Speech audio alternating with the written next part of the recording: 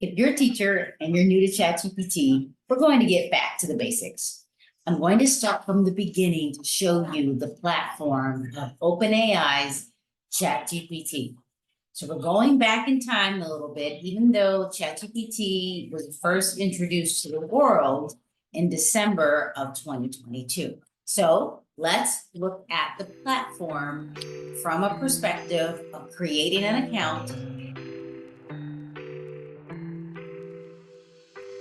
This Google account is not attached to ChatGPT. We're going to actually create an account using chat.openai.com. You can Google ChatGPT OpenAI. This is what it initially looks like from the login perspective. So you can sign up or just hit login. Now I'm going to tell you that I'm just going to select Google.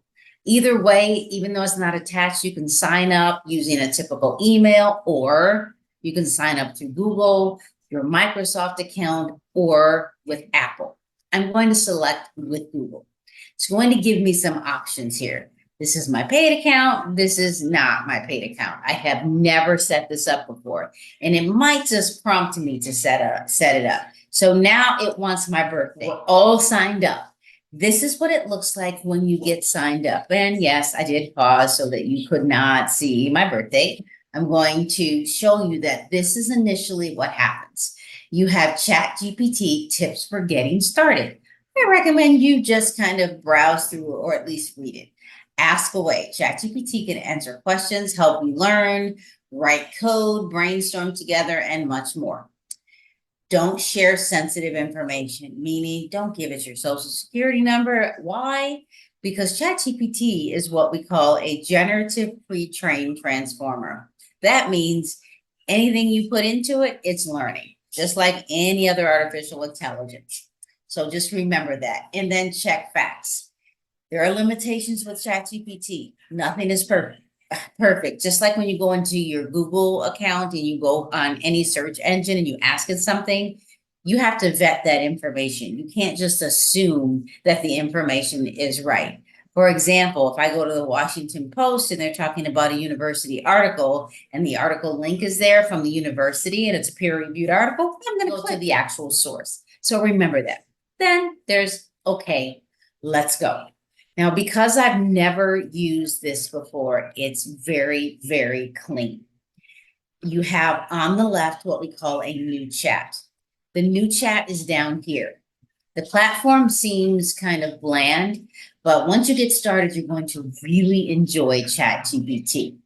On the left, we have a dashboard, or this left side that will give you the history of all your chats. You have 3.5. Now, if I want 4.0, I would have to pay the $20 a month. But right now, you don't need that. I recommend you play for a little while, but if you can afford the $20 a month, go right ahead. And then down here, you have settings. So you can do custom instructions and settings. So if I click on settings, it has a theme. I can go to dark mode.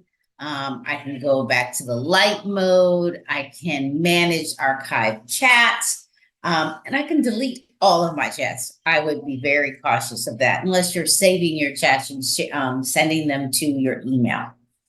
There are data controls. You can share links. You can export data. And of course, you can delete your account. Now, look at this. Chat history and training. Save new chat. Oh my gosh, I'm tongue twisted right now. Save new chats on the browser to your history and allow them to be used to improve our models. Meaning, you can turn this off. I leave it on because I want to help train ChatGPT. But if you turn it off, they're not going to use your information that you provide when you're asking it questions. Now, over here, right in the middle, this is the platform itself. It will allow you to it'll give you suggestions like create a personal web page for me. You know what? I would click these. Help me pick, come up with concepts, compare marketing strategies. And with ChatGPT, back to the basics, don't get overwhelmed. Go to chat.openai.com and create an account. Play with the free version for as long as you possibly can until you're like, yeah, I'm ready to pay the $20 a month. You know that $10 a month would be $120 per year.